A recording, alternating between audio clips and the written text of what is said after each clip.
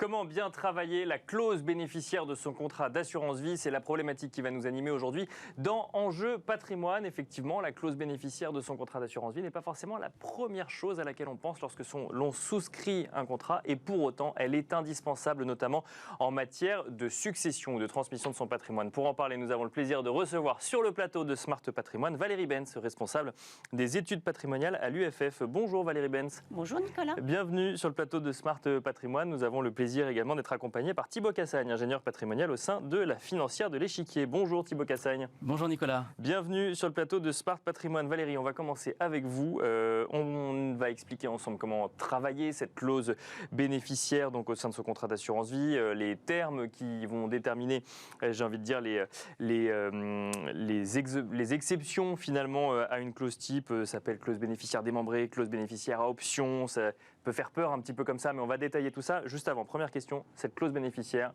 à quoi sert-elle, Valérie Benz? Eh bien, grosso modo, elle permet à chaque souscripteur qui est assuré d'un contrat de décider à qui il va transmettre à son décès les capitaux restant sur le contrat d'assurance vie le jour où il vient à disparaître. C'est ça, donc il faut vraiment avoir en tête qu'un contrat d'assurance vie, avant d'être un véhicule d'investissement, c'est un outil de transmission de son patrimoine, c'est ça? Et donc on doit remplir une clause bénéficiaire à partir du moment où on souscrit un contrat d'assurance vie. En tous les cas, soit auprès de l'assureur, soit auprès de son notaire. D'accord. Par testament. Et alors, Thibaut Cassagne, est-ce qu'il y a des questions qu'il faut se poser? Est-ce que là, parce qu'effectivement, ça paraît assez simple comme ça, très bien, je souscris un contrat d'assurance vie, et puis je décide de transmettre, je sais pas, moi, à mon époux ou à mes enfants, et puis le problème est réglé, non? Ou il y a plus de questions que ça à se poser? Alors effectivement, en fait, quand on se pose et quand on réfléchit un petit peu sur la rédaction d'une clause bénéficiaire, ce qu'il faut, c'est en amont déterminer une stratégie patrimoniale, et pour la déterminer, il faut faire un audit global et déterminer les objectifs patrimoniaux qui vont pouvoir un petit peu permettre de déterminer cette clause pour qu'elle soit efficace. Parce qu'on peut avoir vraiment des clauses bénéficiaires différentes en fonction d'objectifs patrimoniaux complètement différents. Exactement. En fait, entre guillemets, on prépare sa succession. Donc globalement, on sait que quelle que soit la stratégie patrimoniale qu'on aura de son vivant, on a envie de transmettre aux mêmes personnes. Non, c'est pas toujours le cas? Alors, c'est pas toujours le cas. Justement, on peut se servir de cette clause bénéficiaire, qui est ce qu'on appelle civilement hors succession, pour parfois désigner des personnes qui ne seraient pas forcément des héritiers réservataires, dans une certaine limite, évidemment. Et on peut vraiment moduler et faire du sur-mesure. C'est ça tout l'intérêt aussi de la clause d'assurance vie. Alors, on va rentrer un petit peu sur les cas particuliers, mais Valérie Benz, je vous pose la même question. Quelles sont les questions qu'il faut se poser? C'est est-ce que je préfère mon conjoint, mes enfants, mes petits-enfants ou autre? Non, vous avez raison. Les bonnes questions à se poser, et là, c'est vraiment le travail de votre conseiller. C'est là où on voit la différence avec un bon conseiller qui va vous accompagner. La première chose, c'est de parler le langage du particulier, de se dire qui doit profiter de ce capital. Ça, c'est la première question. À défaut de cette personne, si malheureusement cette personne vous prédécède, à qui souhaitez-vous que ça revienne derrière? Enfin, si cette personne n'en avait éventuellement pas besoin au moment où, en effet, les capitaux se libèrent, comment vous souhaiteriez que ça se passe, puisqu'elle a, et on y reviendra, le droit de renoncer. Si elle n'est pas là ou si elle est décédée, prédécédée, on peut avoir un droit de représentation, voire vous pouvez décider que ça revienne à ses enfants ou éventuellement à d'autres bénéficiaires. Donc en fait, dans la clause bénéficiaire, on peut faire une sorte de mini-testament lié à l'assurance vie, c'est-à-dire de donner des dernières volontés en lien avec la somme d'argent qui se trouve, en tout cas le capital qui se trouve sur l'assurance vie. Alors, si on veut le dire simplement, vous avez raison, c'est-à-dire que c'est fait pour ça.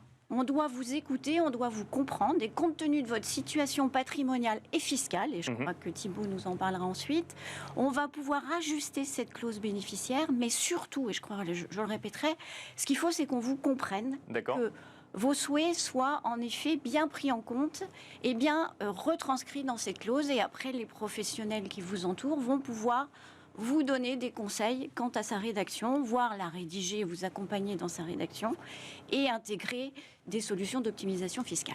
Mais alors, Thibaut, question, je suis allé regarder mon contrat d'assurance vie avant de faire cette émission. Moi, il y a une clause type dans mon contrat d'assurance vie qui est la même dans tous les contrats et qui a l'air de couvrir l'intégralité du possible, justement, de tout ce qui pourrait arriver si je venais à décéder. Donc pourquoi est-ce que j'ai besoin de travailler cette clause? Exactement. Alors en fait, effectivement, on s'aperçoit que bien souvent, la majorité de nos clients ont opté pour la clause standard. Alors qu'en réalité, si on prend un peu de recul, c'est pas toujours la plus efficace. Pourquoi ? Parce que finalement, quand j'opte pour la clause standard, eh bien, qu'est-ce qui va se passer ? Le conjoint survivant, il va recueillir les capitaux, et le conjoint survivant, bien souvent, il va avoir plus de 70 ans. Et quand il va... Oui, parce que la clause type, c'est mon conjoint, ou à conjoint, défaut mes enfants, à naître ou à naître, et ainsi de suite. Et en fait, on remonte progressivement. Exactement. Et sauf qu'on observe dans la réalité que le conjoint survivant, il va bien souvent avoir plus de 70 ans quand il va recueillir les capitaux. Et là, c'est dommage parce que si jamais il ne se sert pas de ses capitaux, il se dit tiens, je vais essayer de le retransmettre, mais je n'aurai pas d'exonération particulière. Puisque je rappelle que tout l'intérêt du contrat d'assurance vie, c'est une fiscalité favorable avant ses 70 ans, puisqu'on a un abattement de 152 500 € par bénéficiaire avec une petite taxation au-delà. Donc ça ne sert à rien d'hériter d'un contrat d'assurance vie après 70 ans, c'est ça ? Alors, c'est-à-dire que si on hérite d'un contrat d'assurance vie après 70 ans, on va recueillir les capitaux, mais si on veut le retransmettre après, ça sera beaucoup moins efficace. Bien sûr, voilà. oui, je comprends. Exactement. Et donc à ça, on peut avoir un peu une parade. Si je suis vraiment dans l'objectif de protéger mon conjoint survivant tout en faisant profiter fiscalement de mes enfants de la fiscalité de l'assurance vie, c'est ce qu'on appelle la clause bénéficiaire démembrée. On y arrive. Et alors, qu'est-ce que c'est que cette clause bénéficiaire démembrée ? Alors, j'imagine que dans démembrement, ça veut dire qu'on va diviser la propriété finalement entre deux bénéficiaires ? Exactement, c'est exactement ça. Alors, c'est un peu le mot barbare juridique pour dire que finalement c'est simple. La transmission va s'articuler en deux temps. Dans un premier temps, c'est le conjoint survivant qui va recueillir l'intégralité des capitaux. D'accord. Il en aura la pleine disposition. C'est ce qu'on appelle le quasi-usufruit. Et puis, dans un second temps, au décès de ce conjoint survivant, les enfants pourront récupérer ces capitaux que le conjoint survivant a perçu via la clause, en franchise totale de droit de succession, puisqu'ils pourront dire au notaire nous avons une créance sur le patrimoine du conjoint survivant, et cette créance, évidemment, qui est égale au montant du capital qui a été perçu par le conjoint survivant. Donc en fait, si je comprends bien, cette clause bénéficiaire démembrée, ça permet d'ajouter deux bénéficiaires successifs. Exactement, deux bénéficiaires successifs, mais tout l'intérêt de cette clause, c'est que les enfants du propriétaire, quand ils vont percevoir au décès du conjoint survivant les capitaux, il n'y aura pas de fiscalité supplémentaire. Et je rajouterai que finalement, en matière fiscale, la clause bénéficiaire démembrée elle est particulièrement efficace puisque les enfants vont profiter indirectement de la fiscalité de l'assurance vie. D'accord. Et voire même avec un petit gain fiscal en plus, puisqu'ils auront une assiette réduite si jamais je donne indirectement plus de 152 500 € à mes enfants par l'effet du démembrement. Et alors justement, parce que quand on parle de démembrement dans cette émission, on en parle souvent en matière d'immobilier, démembrement de propriété, il y a des nus propriétaires, il y a des usufruitiers, c'est le même fonctionnement en assurance vie vu que c'est le même terme, c'est ça ? Exactement, c'est le même fonctionnement mais qui est appliqué à la clause bénéficiaire. Donc ça, c'est la clause bénéficiaire démembrée. Il y a également la possibilité de rajouter des options, Valérie Benz. Alors qu'est-ce que c'est que cette clause bénéficiaire à option ? Alors, comme son nom l'indique, elle donne finalement aux bénéficiaires désignés une option, le choix de prendre tout ou partie du capital. Alors souvent, pour simplifier les choses, c'est un pourcentage. Nous, alors je vais parler de nous, puisque notre pratique, on conseille 0, je n'ai pas besoin du capital, 25, 50, 75 ou 100%. Donc du coup, le bénéficiaire, par exemple le conjoint, puisqu'on on évoquait le conjoint, va pouvoir, au moment où il va percevoir ses capitaux, juste avant, le droit, en tout cas, percevoir le droit de percevoir ses capitaux, décider de prendre tout ou partie de ce capital. Alors, ça a quand même de gros avantages, puisque s'il n'en a pas besoin, eh bien le reste ira aux autres bénéficiaires. Ça évite ce qu'a évoqué tout à l'heure Thibault, à savoir d'être au-delà de 70 ans taxé sur des capitaux qui peuvent être transmis avec... Dont on n'a pas besoin et qu'on a envie de transmettre. Donc souvent pour des parents avec des enfants, j'en ai pas besoin, mes enfants en ont besoin. Pourquoi aller faire autrement ? Donc ça a quand même un gros avantage. Ça permet aussi de différer la décision. D'accord. Pourquoi ? Parce qu'aujourd'hui, vous avez 35, 40, 50 ans, 60 ans, vous faites un contrat d'assurance vie, vous avez en effet des besoins qui sont clairement identifiés, et puis vous venez à disparaître à 80 ans, ou à 70 ans, 75 ans, votre conjoint a à peu près le même âge. Bien sûr. Savoir à 40, 50 ans ce dont vous aurez besoin à 75, 80, oui, c'est notre métier et on y veille. Mais la réalité peut quand même être différente parce qu'il peut se passer un tas de choses. Et donc ce jour-là, vous pourrez décider en toute connaissance de cause de combien vous avez besoin et décider de la part que vous allez prendre. Donc en fait, ça revient à laisser la décision, non pas à celui qui a souscrit le contrat d'assurance vie, mais au bénéficiaire du contrat d'assurance Oui, vie. absolument. Alors, celui qui souscrit le contrat d'assurance vie, il décide quand même de vous laisser le choix. Bien sûr, oui. Voilà. C'est quand même son argent. Voilà. C'est ça. À défaut, ou sur le reste de l'option, ce que vous n'avez pas pris dans le Oui, c'est cadre ça. de Si je prends l'option, 25%, qu'est-ce qui se passe? eh bien là aussi, c'est à vous de décider. C'est vous qui décidez, non pas celui qui perçoit. Mais c'est bien le souscripteur assuré qui décidera que les capitaux restants, une fois que l'option aura été prise, iront aux enfants, aux frères et sœurs s'il n'y a pas d'enfants, enfin bref, et pourront aller au-delà.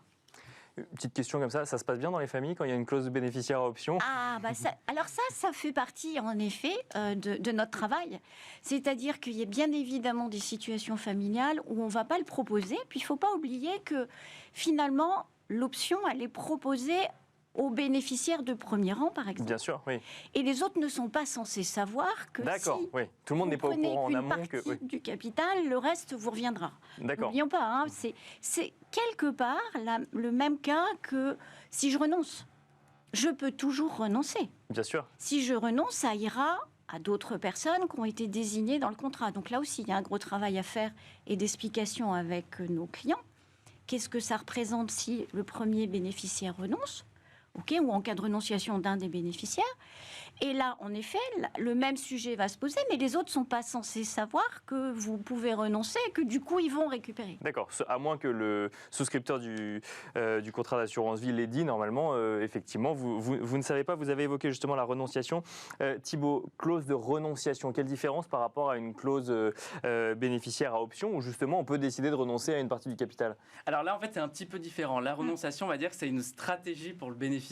D'accord. Si demain, je suis, admettons, conjoint survivant et j'hérite des capitaux, je peux me poser la question suivante, avant justement d'accepter les capitaux et la clause, de me dire, est-ce que finalement, ce serait peut-être pas plus avantageux que ces capitaux, eh bien finalement, je passe mon tour et que ce soit les bénéficiaires de son courant, bien souvent les enfants. D'accord. Parce que c'est vrai qu'on s'aperçoit qu'avec l'espérance de vie qui s'allonge, et c'est une bonne chose, tant mieux, les gens ont tendance à hériter beaucoup plus tard. Et finalement, l'argent qu'ils vont recueillir, c'est pour le redonner ensuite aux enfants. Donc là, c'est vrai que fiscalement, ça peut être particulièrement pertinent puisque je laisse ma place et je laisse profiter de potentiellement de l'abattement 152 500 € potentiellement à mes enfants. Tout à fait. Et un point important, c'est que du coup, la grosse différence aussi, c'est que l'option, vous pouvez avoir une option, comme je l'ai dit tout à l'heure, à 25, 50, 75 ou 100%. D'accord. Quand je renonce de la totalité du... Mais si je reviens sur l'option, c'est moi qui décide 0, 20, 30, non, il faut 40. que ce soit prévu. Il faut que ce soit prévu, il faut que ce soit écrit. Oui. D'accord. On peut décider que l'option ne s'appliquera pas à 100%, par exemple. Ah oui, tout à fait. Vous pouvez décider d'un certain nombre de choses. Donc ça se rédige. Vous pouvez, dans ce cas-là, vous allez mettre plusieurs bénéficiaires de premier rang. Bien sûr. Et laisser éventuellement une option à un des bénéficiaires. Donc ça, c'est tout à fait possible. Et effectivement, je dirais qu'en fait, en réalité, soit on a vraiment en amont, avec son conseil, réfléchi à une clause bénéficiaire, on a éventuellement prévu une clause bénéficiaire démembrée, de l'option, etc. Soit finalement, c'est la clause type, et alors là, vraiment vigilance pour le bénéficiaire. Avant d'accepter, il faut qu'il se pose sa question. Et si jamais le conseil suit vraiment la famille sur les générations, essayez de lui faire entendre qu'il a tout intérêt plutôt à laisser sa place et à renoncer, évidemment, pour faire profiter typiquement les enfants. Et je précise, quand on renonce à un contrat d'assurance vie, il faut le faire avec un formulaire dédié de la compagnie, puisqu'il y a des modalités particulières. Si on écrit mal, si j'écris « je renonce au profit de », c'est considéré comme une donation. Donc voilà, vigilance aussi. Bien sûr. Et donc là, il y a effectivement une fiscalité qui s'applique. Exactement. Ça peut. Donc je réagissais tout à l'heure sur ce que vous disiez, Valérie, sur l'entente entre les familles. Thibaut, petite question piège en 30 secondes. J'ai vécu toute ma vie avec une personne, j'ai eu 4 enfants avec cette personne, je divorce et ensuite j'ai un nouveau conjoint ou une nouvelle conjointe et donc mécaniquement dans ma clause type bénéficiaire, tout revient à cette personne. Donc c'est là, par exemple, c'est dans des cas comme celui-là, dans des situations familiales un peu complexes où il faut...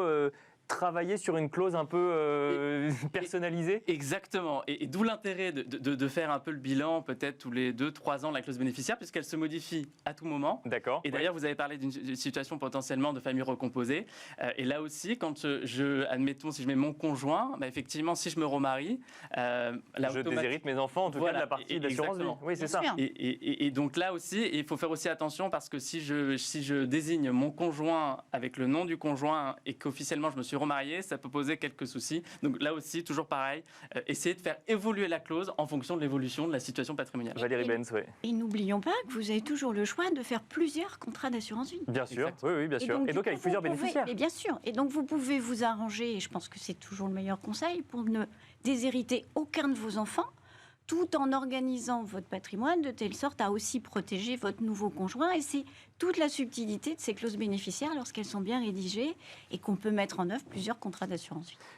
Dernière question, Valérie Benz, il faut la vérifier combien de fois, tous les combien, cette clause bénéficiaire? Tous les ans, tous les 5 ans, tous les 10 ans? Il n'y a pas de règle absolue. J'ai envie de vous dire qu'il faut la vérifier régulièrement. Dès que la situation familiale se modifie, bien évidemment.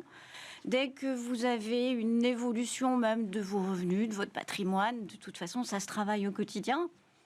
Nous, on a coutume de dire qu'on se voit au moins à minima une fois par an. Donc, c'est l'occasion de faire le tour du patrimoine et donc des clauses bénéficiaires. Donc oui, je pense qu'une fois par an, c'est pas mal. Eh ben, on finira là-dessus. Merci beaucoup Valérie Benz, responsable des études patrimoniales à l'UFF. Merci également Thibaut Cassagne, ingénieur patrimonial au sein de la financière de l'Échiquier. Merci à vous de nous avoir suivis et je vous donne rendez-vous demain à 13h sur Bismart pour un nouveau numéro de Smart Patrimoine.